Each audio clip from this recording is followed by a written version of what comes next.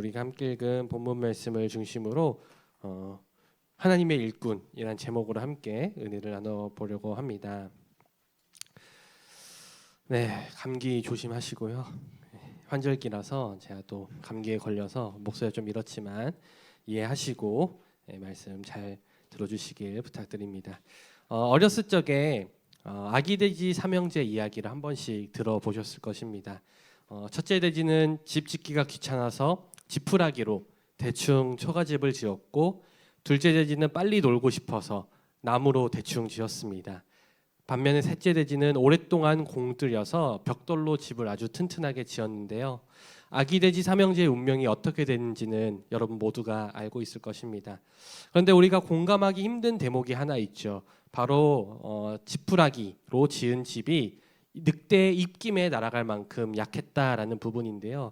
그도 그럴 것이 우리 조상들이 집을 지었던 주된 재료가 지푸라기와 나무 그리고 흙이었기 때문이죠. 그렇다면 우리 조상들은 어떻게 지푸라기와 나무 그리고 흙으로 단단한 집을 지을 수 있었을까요? 과거에 우리 선조들은 흙으로 집을 짓기 위해 맥질이라는 것을 했다고 합니다. 맥질이란 뭐냐면 흙을 큰 그릇에 담고 물을 부은 다음에 장대로 막 젓는 거죠.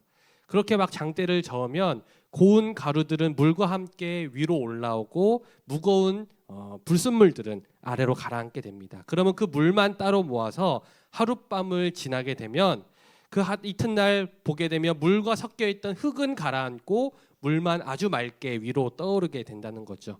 그러면 그 물을 버리고 나서 그 남은 흙들을 만져보면 밀가루처럼 굉장히 고운 그런 흙들만 남게 된다고 합니다. 그리고 그 맥지를 통해서 거르고 걸은 그 흙으로 집을 지으면 아주 튼튼한 건축 자재가 된다고 하죠.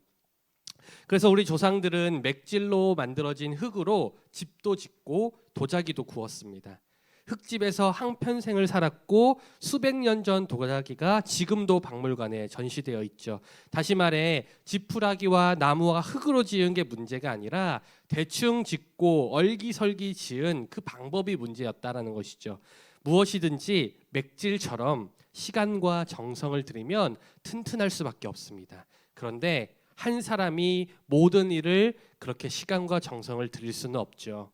그래서 우리는요, 다양한 일들을 다양한 역할을 분담하여서 다른 사람과 함께 일을 해야 합니다.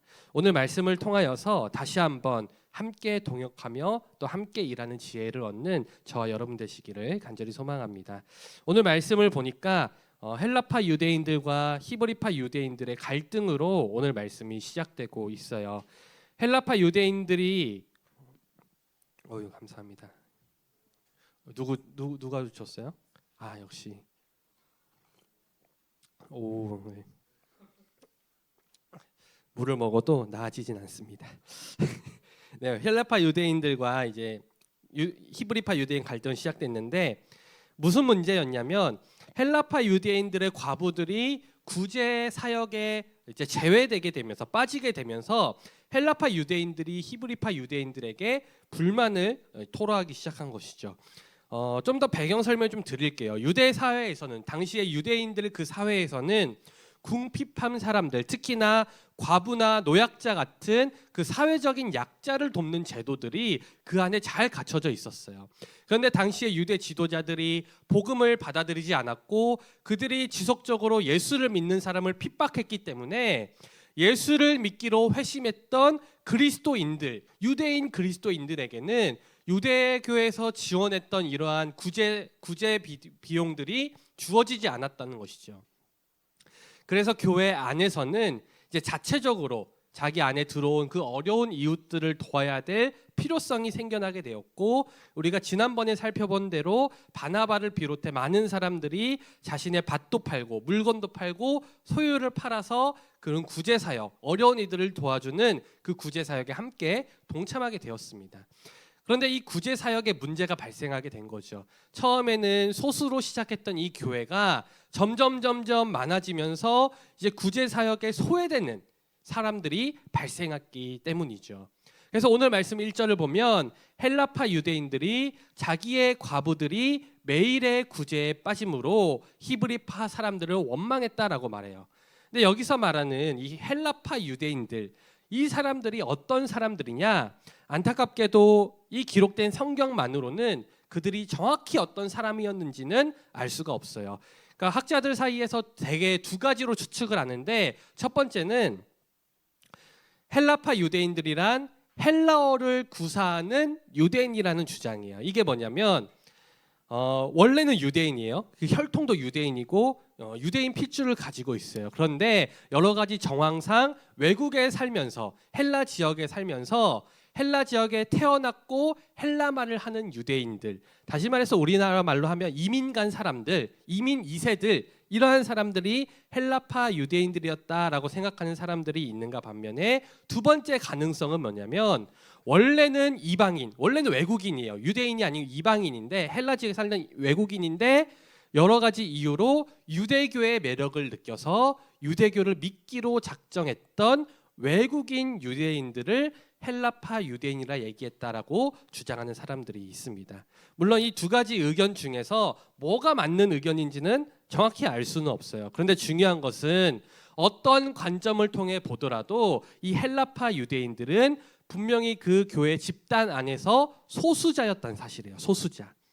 한 집단 내의 소수자들은요, 조금만 일해도 자신들이 소외받는다고 느껴질 여지가 다분하다는 것을 우리가 이해를 해야 됩니다. 물론 이 초대교회 안에서 그 구제 사역에서 그들을 억지로 의도적으로 그렇게 소외시킨 것은 아니었을 거예요. 그리고 헬라파 유대인들 역시도 자신들이 소외되지도 않았는데 소외되었다고 느낀 것은 아니었을 것입니다. 분명히 그들은 소외되는 어떤 그런 정황들을 느꼈을 것이고 그래서 섭섭함을 느꼈겠죠. 다만 교회 공동체가 갑자기 막 커지다 보니까, 갑자기 사람들이 많아지다 보니까 분명히 교회 전체적으로 보았을 때 이 소수자들에 대한 관심이 부족했던 것은 사실이었던 것 같아요. 그리고 소수자였던 헬라파 유대인들은 자신들이 소수자기 때문에, 그래서 그런 건 아니지만 자신들이 출신이 소수자기 때문에 제외되었다고 그렇게 느끼기에 다분한 여지가 있었다라는 것이죠. 어쨌거나 지금 초대교회는 굉장한 위기 가운데 처해 있습니다. 교회 안에 갈등과 분란의 씨앗이 생겨났고, 만약 이 문제를 제대로 처리하지 않는다면 이 교회가 두 개로 갈라질 수 있는 그런 위험에 처해 있었기 때문입니다. 그래서 그 당시 교회를 섬기던 사도들도 이 문제를 가볍게 여기지 않았어요. 그래서 그들은 이 문제를 해결하기 위해서 모든 사도들이 모였고 또 교회 안에 있는 모든 제자들을 다 불러 모읍니다. 사도들은 모든 사람들을 다 모음으로 인해서 자신들이 이 문제에 대해서 결코 가볍게 여기고 있지 않다는 것을 드러내 보여줬고 본격적으로 문제를 해결해 나가기 시작합니다. 먼저 사도들이 입을 열고 말하는데 뭐라고 얘기하냐면, 사도들은 자신들이 하나님의 말씀을 제쳐놓고 접대를 일삼는 것이 마땅하지 않다라고 말해요. 여기서 말하는 접대가 우리가 생각하는 그런 나쁜 접대가 아닙니다. 우리가 생각하는 접대는 뭐예요? 윗사람에게 잘 보이기 위해서 이게 싸바싸바하는 거 접대라 생각하잖아요. 그런 접대가 아니라 가난하고 힘든 이들을 대접하는 것, 그게 여기서 말하는 사도들이 말하는 접대라는 표현이죠. 다시 말해서 이 사도들이 자신들이 말씀을 전하는 일을 다 제쳐놓고 이 구제 사역에 매달리는 게 옳지 않다라고 얘기하고 있는 거예요. 그래서 이 사도들은 성령과 지혜가 충만하여서 칭찬받는 사람 7을 택하여서 그들에게 그 일을 맡기고 자신들은 기도하는 일과 말씀 사역에만 힘쓰겠다고 이야기를 한 것이죠. 그러니까 이 사도들의 말을 통해서 알 수 있는 사실이 뭐냐면, 지금껏 사도들은 말씀 전하는 사역뿐만 아니라 구제 사역도 함께 감당하고 있었다라는 것을 알 수가 있는 거죠. 그러니까 몇 명의 12사도들, 이 12명의 사도들이 이 큰 이스라엘 교회 전체의 모든 일들을 다 하고 있었던 거예요. 말씀도 전하고 기도도 해야 되고 또 막 구제 사역에도 힘써야 되고, 그러다 보니까 당연히 그 안에서 여러 가지 문제가 발생하게 되었고 소외되는 사람도 발생하게 되었다는 것이죠.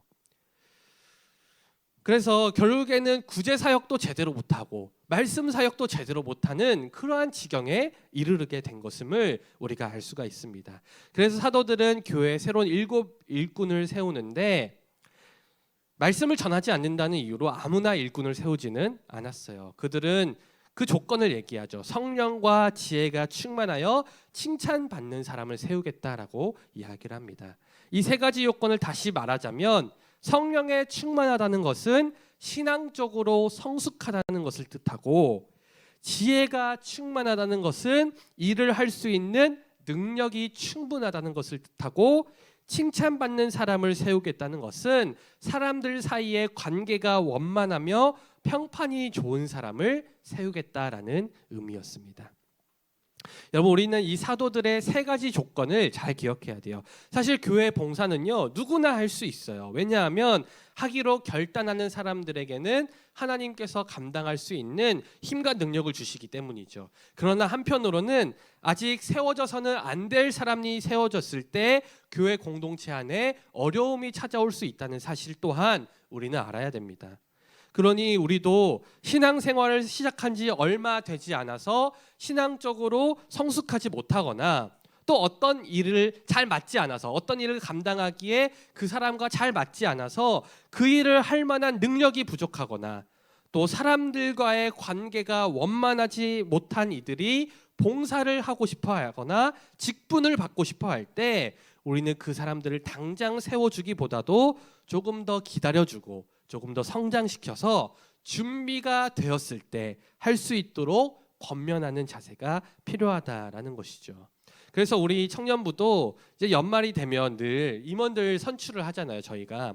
그러니까 우리가 선출을 할 때도 아무나 뽑는 게 아니죠. 나랑 친하다고 그렇게 뽑는 게 아니라 우리도 이러한 점들을 잘 고려해 봐야 됩니다. 1년 동안 청년부를 이끌어갈 그 임원들이 정말로 신앙적으로도, 그리고 어떤 관계적으로도, 그리고 능력적으로도 이 일을 하기에 충분하다, 그렇게 판단되는 그런 사람들에게 우리가 투표를 해야 되고, 그러한 사람들을 임원으로 세울 필요가 있다라는 것을 우리가 꼭 기억해야 하겠습니다. 그리고 이제 이 교회 안에 일꾼을 세우겠다는 이 사도들의 제안을 했을 때 성경은 뭐라고 기록하고 있냐면 온 무리가 이 말을 기뻐하였다라고 기록하고 있어요. 그리고 이 사도들의 제안에 따라서 7명의 일꾼들이 세워지는데, 흔히 우리는 이 사람들을 초대교회의 7집사다라고 불러요. 7집사. 근데 오늘 말씀을 보면 집사라는 말은 등장하고 있지가 않죠. 근데 하지만 많은 사람들이 이들을 7집사라고 부르는데 그 이유가 뭐냐면 이들을 세우게 된 이유와 과정들이 현대 교회 안에서의 집사 직분의 근거가 되기 때문이죠. 그러니까 우리 교회 안에서도 집사님들이 계시죠. 집사를 세웁니다. 집사를 세우는 이유가 한 사람이 모든 일을 할 수 없기 때문에, 교역자들이 모든 일을 다 할 수 없기 때문에 교회 안에 있는 여러 가지 실무적인 일들을 서로 나눠서 감당할 수 있는 일꾼들을 세우는 의미로서 집사라는 직분을 준다는 것을 우리가 기억을 해야 합니다. 그리고 이 7집사를 세운 후 사도들은 오직 기도와 말씀을 전하는 일에 집중할 수 있게 되었고, 7집사들은 교회에 있던 이 구제에 관한 문제를 훌륭하게 처리해내었습니다.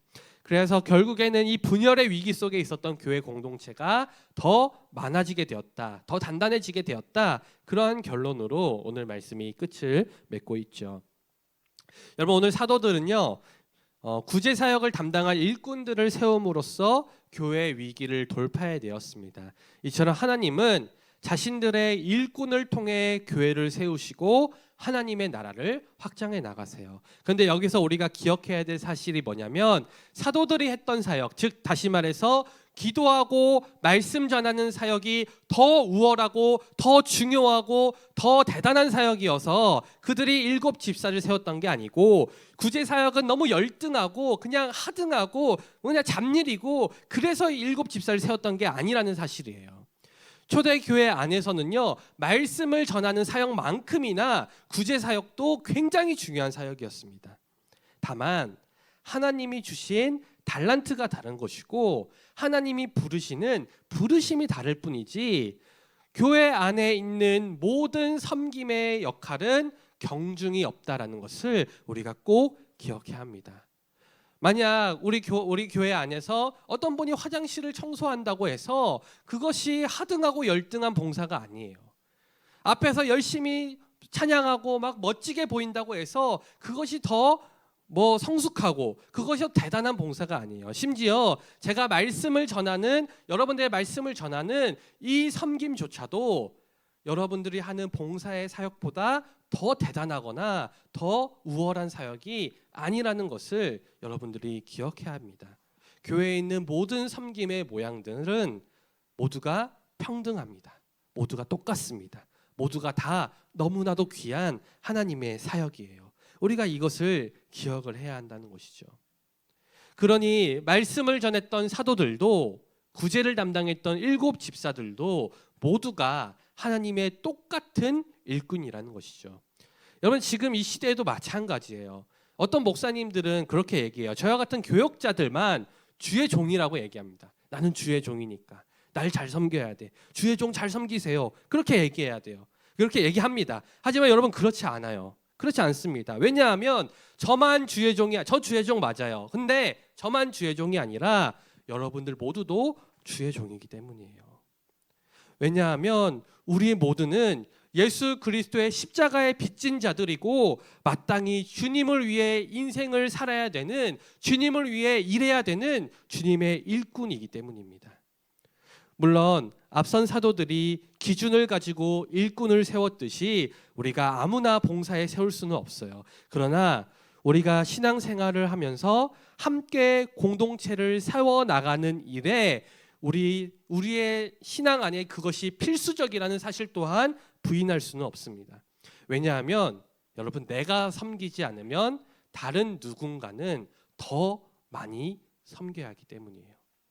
내가 섬기지 않는 그 자리 때문에 이 공동체 안에서 누군가는 더 많은 헌신과 더 많은 섬김을 요구받게 되기 때문입니다.